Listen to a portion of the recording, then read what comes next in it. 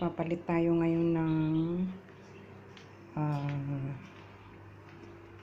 yung ihian at dumian ng mga pusa natin. Itong ginagamit ko sa mga adult na pusa. Adults with S pala yung, kasi 6 pala yung adults namin pusa. Yan, mga lalabs, mga bossing.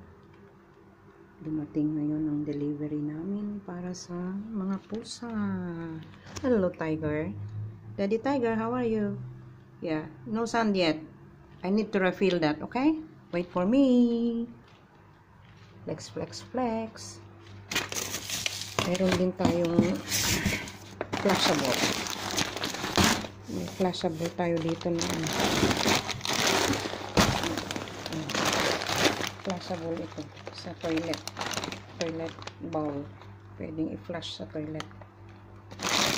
Ito siya. Parang pellets nga.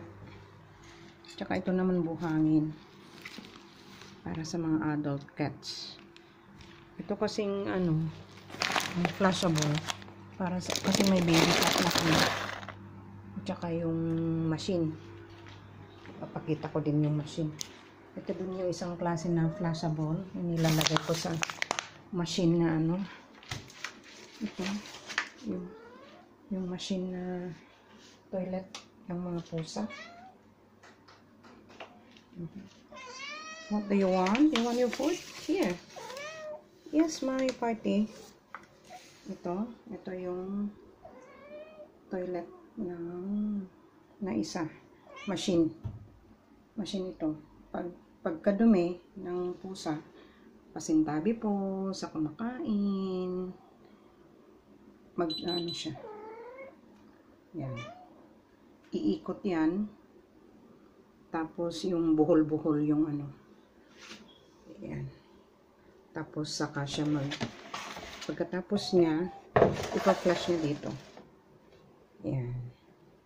Baka naman. Hindi po sponsor dito. Pero, baka naman. Pet brand. Not so expensive daw. Pet brand siya. Ito.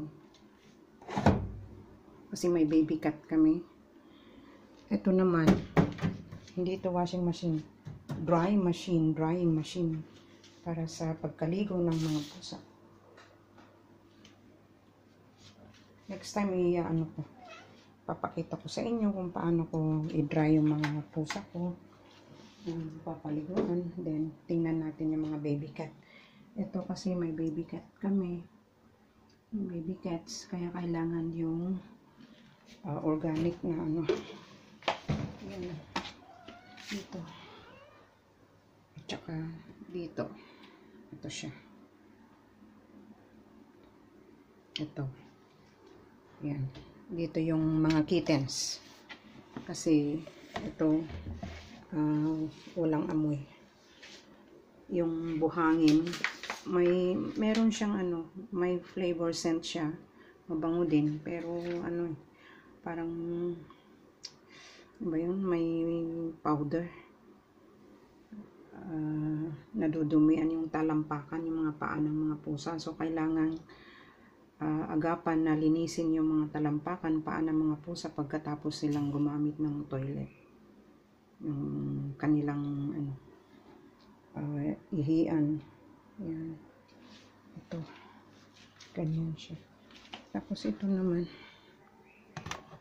I-refill tayo ng pagkain ng pusa. Kasi humihingi kanina si mami ko. And then yung brand namin para sa pusa. Hindi po ito sponsor, pero baka naman. From Germany. Baka naman. I am a pet lover. I care for cats and dogs. I love them. And I care a lot sa mga pets. Kasi pet lover tayo. Ayan, itong brand na to. Dormail. Baka naman Dormail. This is not sponsored, but I just want to flex. Sorry. I just want to show this is our brand for our pets. For the cat, as well as the dog. For the dog. For the dog. For the dog. Doggy, dog. Yeah. Ito yung for the dog. For the dog. Dog food. Lamb flavor. This is from made in Germany daw. Hindi siya gaanong mahal, mga bossing, mga lodi. Affordable lang. Mura lang siya pero maganda sa maganda dun sa mga pusa namin tsaka aso. Kasi yung mga napansin ko yung kasi inalagaan ko na tong mga pusa at saka mga aso since puppy pa yung aso namin tsaka yung tong mga pusa. Yung unang ginamit namin na brand, nagkakaano siya. Yung iba yung texture ng kanyang dumi tsaka yung skin nagkakagalis. Pero ngayon dito okay naman yung si Alaskan. Hindi ito sponsored pero pinapakita ko lang yung baka may nag-iisip din gustong magtanong, hindi nyo maitanong. So pinakita ko dito sa video na ito yung brand na pagkain ng aking alagang Alaskan Malamute. Okay mga lalabs, mga lodi, mga bossing, see you next time. Please support po. Salamat po sa suporta, sa pag-like and share. God bless everyone.